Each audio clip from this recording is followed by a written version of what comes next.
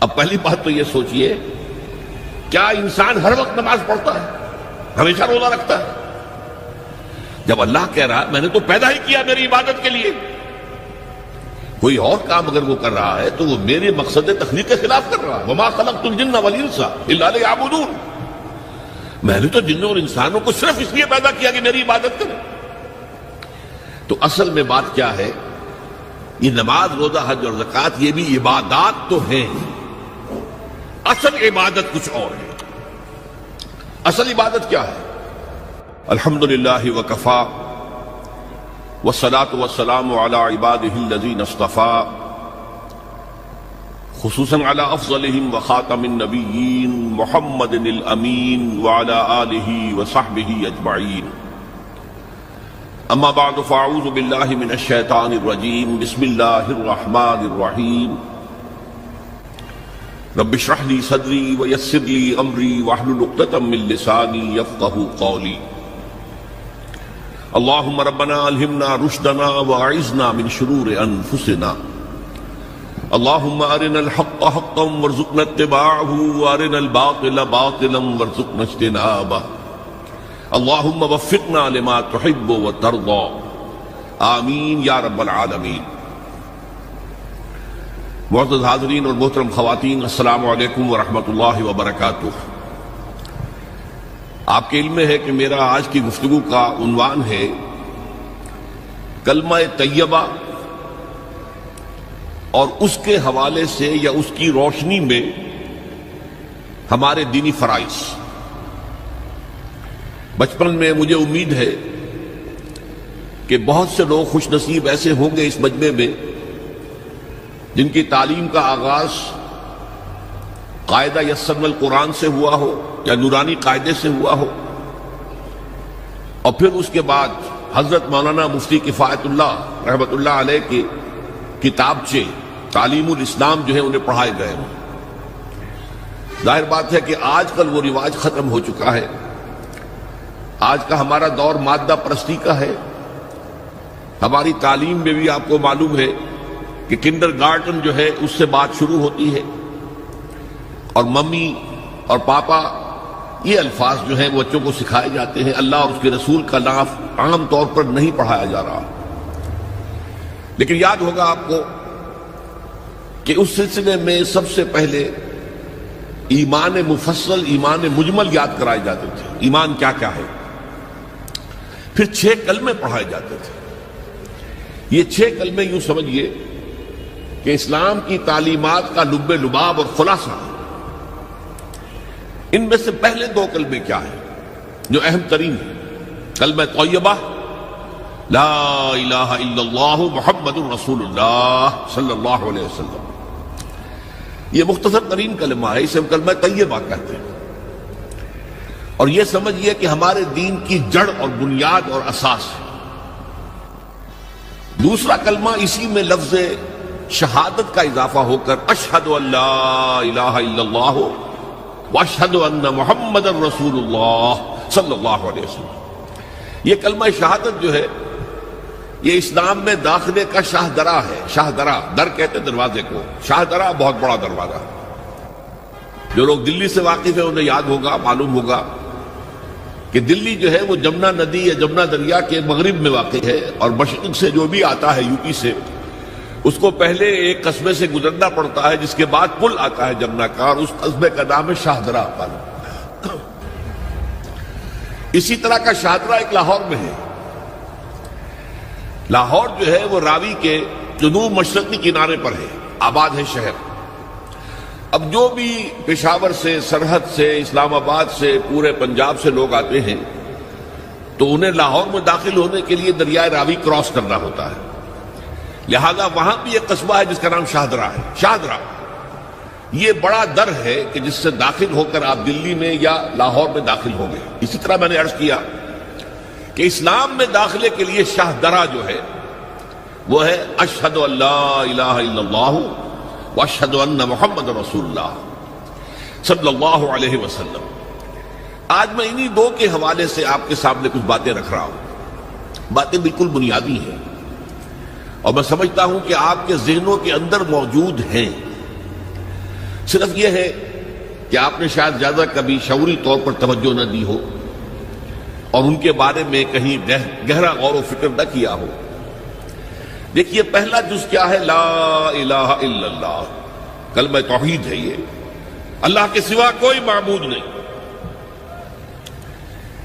اب اس کا تقاضا کیا ہے؟ اور دوسرا جز ہے محمد الرسول اللہ صلی اللہ علیہ وسلم. اس کا تقاضا کیا ہے؟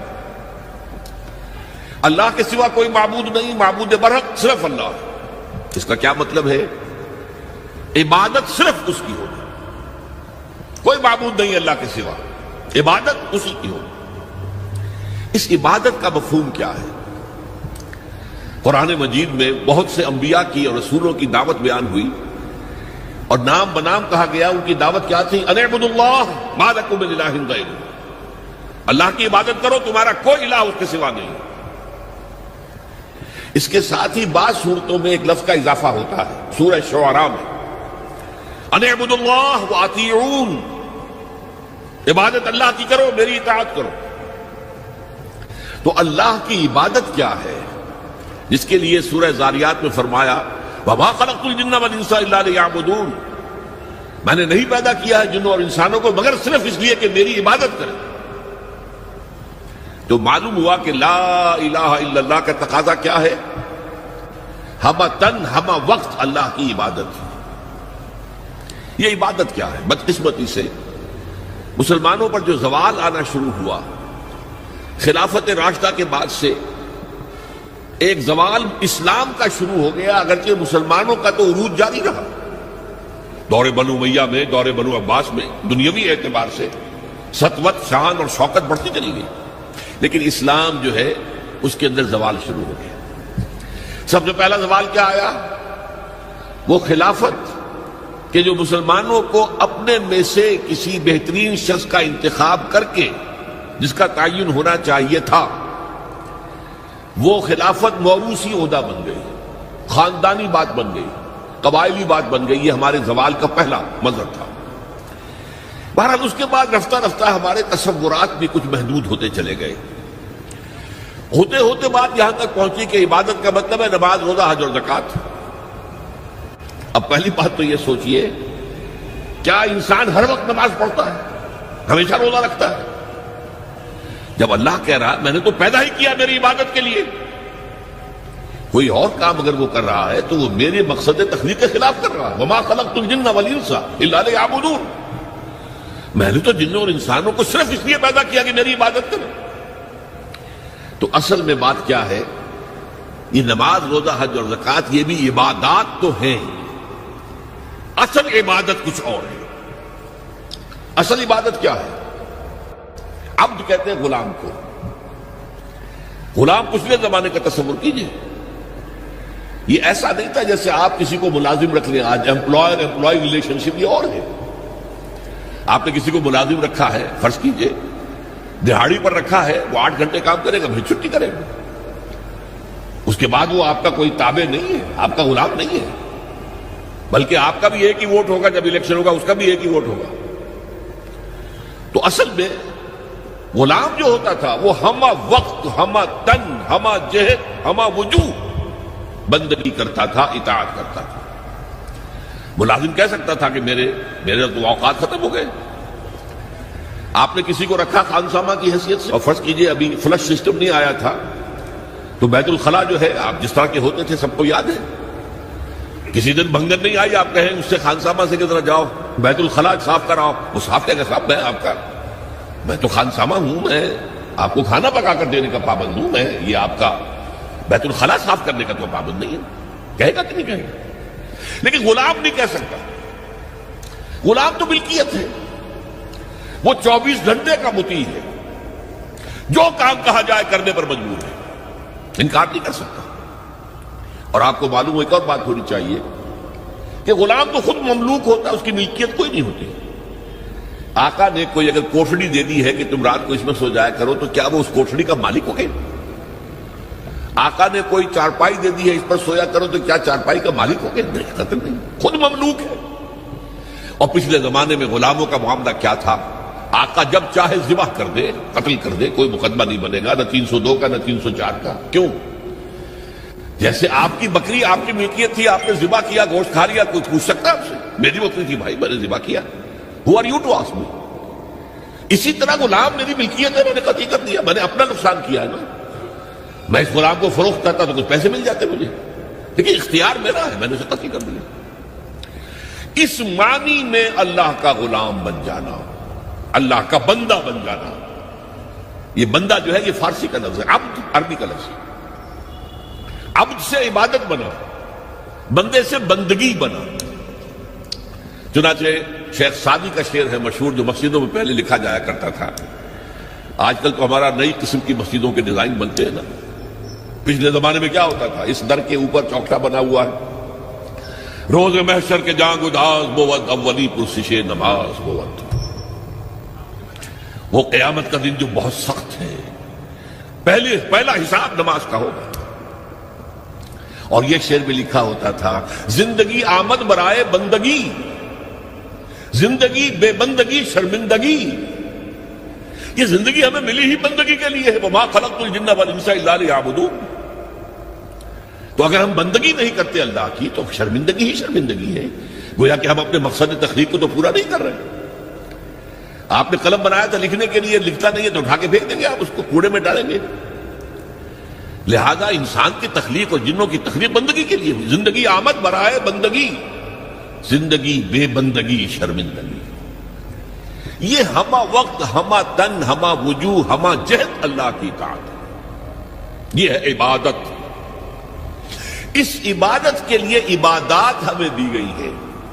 جیسے یہ اگر کھڑا ہوا ہے شامیانہ تو آپ نے دیکھا یہ جو بانس کھڑے ہوئے ہیں، یہ عبادت جو ہے اس کی چھت سمجھ لیجئے 4 ستونوں پر کھڑی ہے، نماز، روزہ، حج، زکات۔ نماز کس لیے؟ تاکہ 5 مرتبہ تازہ کر لو اللہ سے عہد بندگی، ایاک نعبد و ایاک نستعین۔ کہیں بھول مت جانا، صبح ہوئی ہے پہلے اپنا اللہ سے بندگی کا عہد تازہ کر لو، پھر دکان پر جانا، پھر دفتر میں جانا، اور پھر دوپہر میں پھر نکلو، پھر تازہ کرو۔ وہ آپ کا لنچ آور ہوگا لیکن اس میں اللہ کو پہلے یاد کرو۔ پھر جب بہت زیادہ ایکٹیویٹی کا ٹائم ہوتا ہے شام کا، پھر یاد کرو اللہ کو عصر کے وقت، پھر مغرب کے وقت، پھر رات کو عشاء۔ 5 دفعہ یاد کرو اقم الصلاۃ علی ذکری، کہ تمہیں یہ بات یاد رہے کہ ہم اللہ کے بندے ہیں اور ہمارا کام بندگی ہے، ہمہ تن، ہمہ وجوہ، ہمہ وقت اللہ کی عبادت۔ روزہ کیوں دیا؟ تاکہ نفس کے اندر جو شیطنت ہے، ان النفس لامارۃ بالسوء، اس نفس کو کنٹرول کرنے کی عادت ہو جائے۔ بھوک برداشت کرو، کسی وقت کھانے کو حلال چیز نہیں مل رہی تو بھوک برداشت کرو، فوراً کسی حرام شے کے اندر منہ نہ مار دو، تمہارے اندر عادت ہونی چاہیے۔ پیاس شدید لگی ہوئی ہے تو اگر کوئی صحیح مشروب نہیں ہے تو ایسا نہ کرو کہ اب کیا کریں، یہاں پر تو سوائے جو شراب کا کچھ ملتا ہی نہیں تو لو شراب ہی پینا ہے۔ اس کے لیے مشق کرانے کے لیے 30 دن صبح سے شام تک جائز مشروب بھی نہ پیو، جائز کھانا بھی نہ کھاؤ، تاکہ تمہارے اندر صلاحیت پیدا ہو جائے کہ باقی 11 مہینوں میں ناجائز سے تو بچو۔ یہ ہے عبادت کے ساتھ ان عبادات کا تعلق۔ ایک بڑی ہمارے اندر جو ہے نفس کی خواہش، دولت پرستی، اس کو نکالنے کے لیے صدقہ، خیرات، انفاق، خرچ کرو، تاکہ یہ دولت کی محبت دن میں سے کھرچی جائے۔